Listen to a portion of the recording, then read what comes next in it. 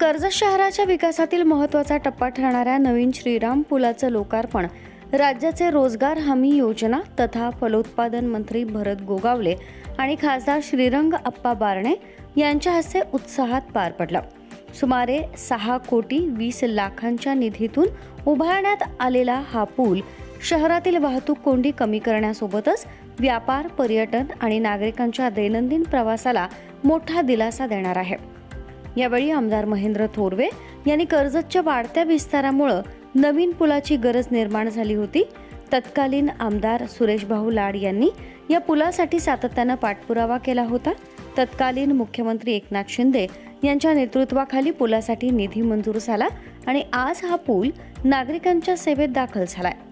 हा पूल कर्जतच्या विकासाचा श्रीराम सेतू ठरेल असा विश्वास त्यांनी व्यक्त केलाय।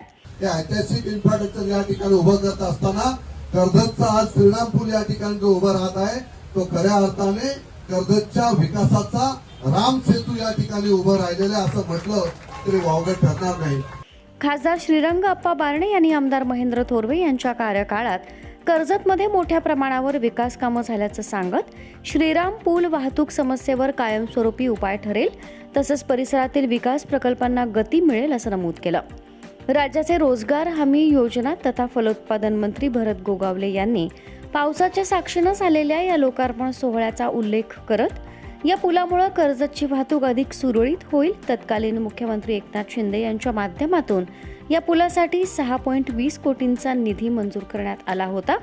गेल्या काही वर्षात कर्जत परिसरात मोठ्या प्रमाणावर विकास कामं झाली असून त्याचा लाभ नागरिकांना होत असल्याचं त्यांनी सांगितलं। लोकार्पणानंतर नवीन श्रीराम पूल तात्काळ वाहतुकीसाठी खुला करण्यात आला।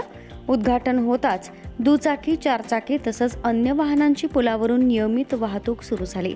नवीन पुलावरून वाहनांची ये-जा सुरू झाल्यानं नागरिकांमध्ये समाधानाचं वातावरण पाहायला मिळालं।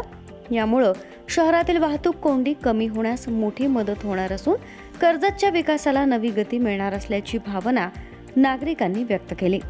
या कार्यक्रमाला विविध लोकप्रतिनिधी, पदाधिकारी, कार्यकर्ते आणि मोठ्या संख्येनं नागरिक उपस्थित होते।